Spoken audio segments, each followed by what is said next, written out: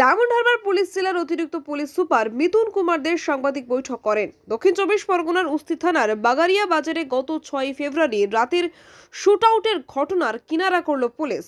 ওই রাতে খুন হয়েছিলেন বুদ্ধদেব হালদার নামে এক ব্যবসায়ী।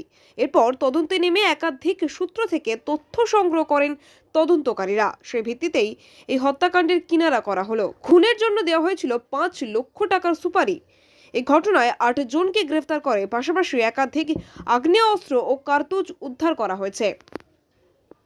বৃহস্পতিবার এই বিষয়ে সাংবাদিক বৈঠক করেন ডায়মন্ড হারবার পুলিশ জেলার অতিরিক্ত পুলিশ সুপার মিথুন কুমার দে। তিনি বলেন, ওই ব্যক্তিকে উচিত মতো শাস্তি দেওয়া হবে এবং সঙ্গে কারা ছিল তা খোঁজ খবর নিয়ে তল্লাশি করা হচ্ছে। যেটা ফায়ারিংয়ের ঘটনা ঘটে এবং যেখানেতে বুদ্ধদেব হালদার বলে একজন ব্যবসায়ী এবং যার একটা ভালো স্ট্রং ক্রিমিনাল অ্যান্টিসিডেন্টসও আছে, যে ভদ্রলোক নিহত হয়েছিলেন, সেটাতে পুরো কেসেতে আমরা এখন পর্যন্ত 8 জন মানে একদম টোটাল যাদের ইনভলভমেন্ট ছিল, মাস্টার প্ল্যানার, যে তারপরে যাদেরকে সুপারি কন্ট্রাক্টর হিসেবে নিয়োগ করা হয়েছিল, পরবর্তীকালে যারা রেকি করেছে, যারা ইনফরমেশনটা পাস অন করেছে এবং যারা ওদেরকে পালাতে সাহায্য করেছে, প্রত্যেককে আমরা অ্যারেস্ট করতে সক্ষম হয়েছি।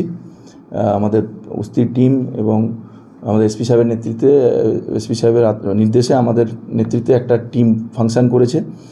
আমাদের ওসি এসওজি টিম এবং উস্তি থানার টিম মিলে আমরা এটা পুরোটা করেছি। তারপরে আমরা টিআই প্যারেড করিয়েছি, যেটা সিসিটিভি ফুটেজ যেগুলো রিলেভেন্ট এবং 3টে ফোন, তার যেগুলো যে এসওপি মেনটেন করে যে পুরো একটা চেন অফ এভিডেন্স কিন্তু আমরা এস্টাবলিশ করতে পেরেছি। এবারে আমরা এটা এদের যাতে কনভিকশন হয় সেটার জন্য আমরা ট্রাই করব।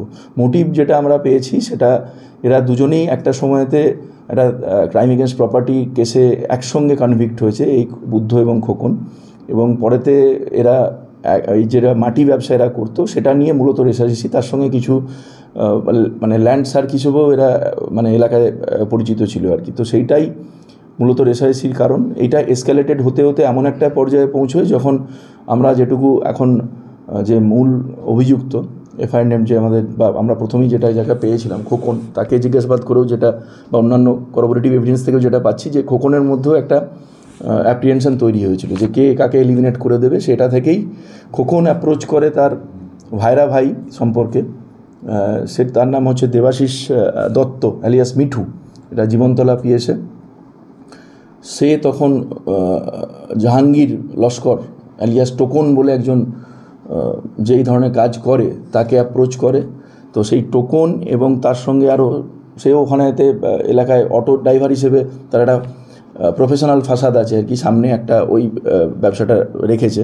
তার সঙ্গে আরও 2 জন যারা ওখানে অটো চালায়, আরেকজনের নামও দেবাশিস নস্কর এবং আরেকজনের নাম আছে সুফল নস্কর।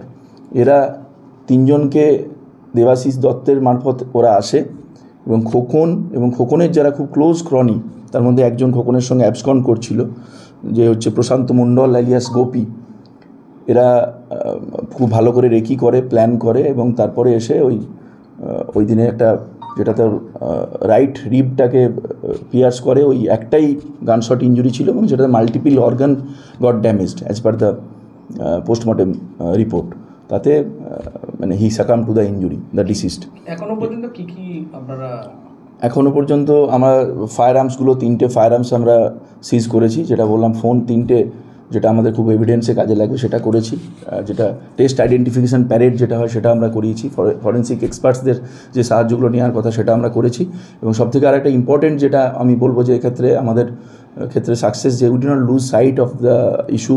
তো আমরা রিলেন্টলেসলি পারসু করেছি, একটু হয়তো টাইম বেশি লেগেছে, বাট মানে at the end of the day 10-12 দিন পরে টোটাল যে একদম যতজনের ইনভলভমেন্ট ছিল সবাইকে আমরা অ্যারেস্ট করেছি, তারা রিমান্ডে আছে।